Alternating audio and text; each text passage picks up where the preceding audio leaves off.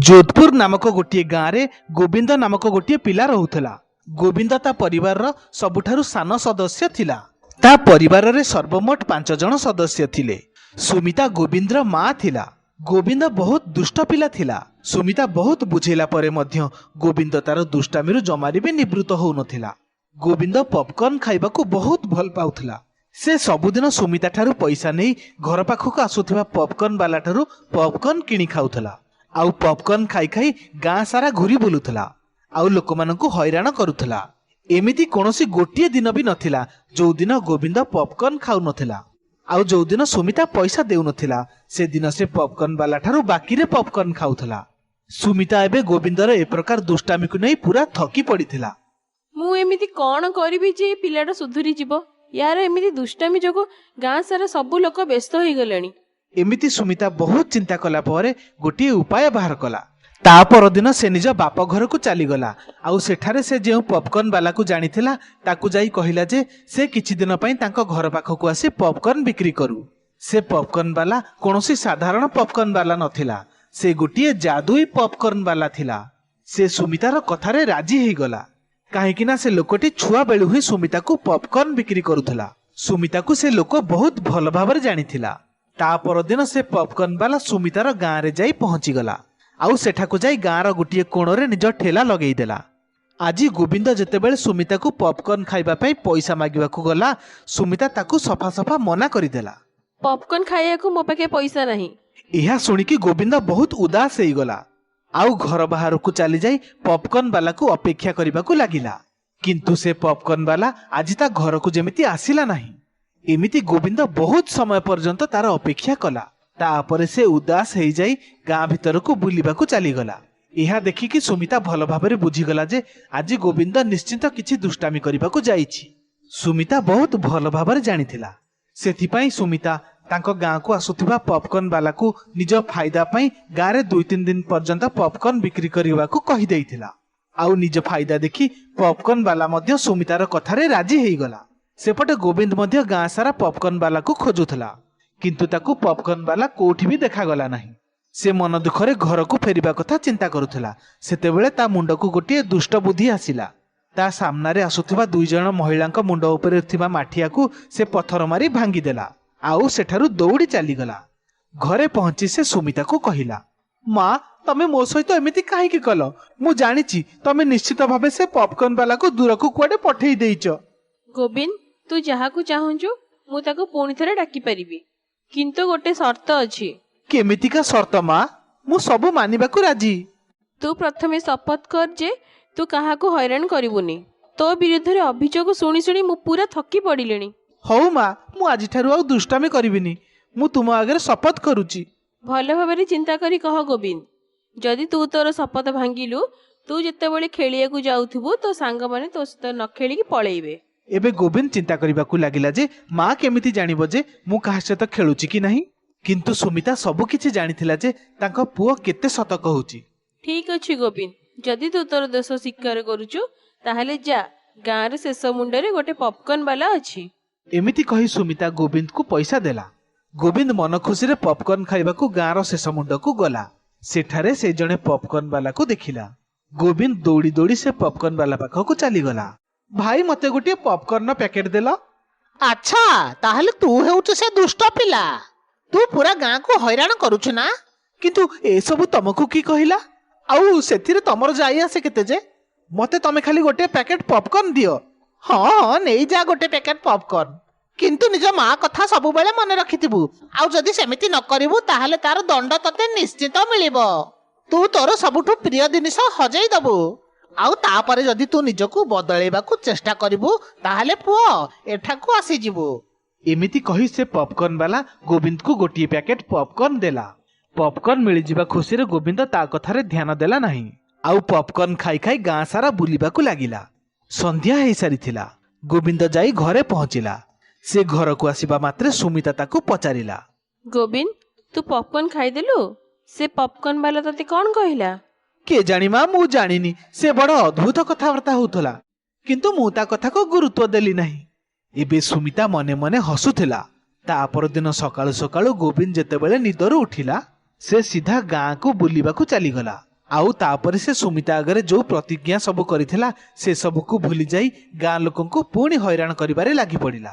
किंतु ताकू जणे हेले मध्य सांग देखागले नाही जेउ मानक सहित मिसी से बदमाशी करुथला। अरे काहेकि के जानी आज समस्ते कुआडे चली गले एमिति एकुटिया दुष्टामी करबाकू जमारू भी भल लागुनी। अच्छा हौ ठीक अछि एबे मु घर को चली जाउची पछरे आसी कि समस्तक सहित खेलिबी। गोविंद आज टिके उदास थिला। सुमिता भल भाबरे बुझी सारिथिला जे गोविंद निज प्रकृति रे सुधार आनी पारि नाही आउ एबे मध्य समस्तंकु हैरान करूची। किंतु से गोविंद को किछि भी कहिला नाही। संध्या हेई सारिथिला। गोविंद जेमिति ता सांग मानकु देखिछि खुशी रे सेमानक पाखकु दौड़ी चली गला। से कहिला अरे सांग माने आज सकाळे तमे माने सब कुआडे थिलो जानिच मु आज केते एकुटिया हेई जाईथिली। ठीक अछि से कथा को छाड़ चलो समस्ते मिसिकी खेलिबा। सेतेबेले गोविंदर जणे सांग कहिला अरे गोविंद तू कौन भूली गलु आमे पा काली निष्पत्ति नेथिले जे आज आमे दीपहरे खेलिबा आउ जेतेबेले तू आसिलु नहीं आमे भाबिलु जे तू आज बोधे खेलिबा को आसीबुनु। अरे सेठू कौन हैला चलो आमे आउ थरे खेलिबा। ना गोविंद एबे हमर काम अछि आमे जाउछु आमे पछरे खेलिबा सेमितिरे भी आमे दीपहरु खेलुछु। एमिति कही गोविंदर सबु सांग सेठारु चली गले। गोविंद बहुत दुखित होई सारिथिला। ताकू बिना सांगरे खेलिबा जेमिति अधूरा लागुथला। एही कारणरू गोविंद को पॉपकॉर्न खाइबा कथा मने पड़िला नाही। आउ एबे गोविंद सहित एमिति सबुदिन घटुथला। आउ केबे केबे तो एमिति घटुथला जे गोविंदर सबु सांग गोविंद बिना ही खेलुथले। गोविंद सबुदिन निज सांग मानकु गोटिए समय रे खेलिबाकू आसीबाकू कहूथला। किंतु सबुदिन सेमानक भितरु किए ना किए एमिति किछि करूथला जे समस्ते गोविंद बिना ही खेलुथले। गोविंद सबुदिन बुझेइबाकू चेष्टा करूथला किंतु केही भी ता कथा को बुझु नथिले। सबु सांग माने सेया करूथले जहा कि तांकर इच्छा होउथला। एबे गोविंद पूरा व्यस्त विव्यस्त होई पड़िथला। सुमिता को गोविंदर अवस्था देखिकी बहुत दुख लागुथला किंतु से गोविंद को सुधारिबाकू गोटिए मात्र साधन थिला। सेपटे गोविंद किछि भी बुझी पारु नथिला जे ता सहित एमिति काहेकि घटुची।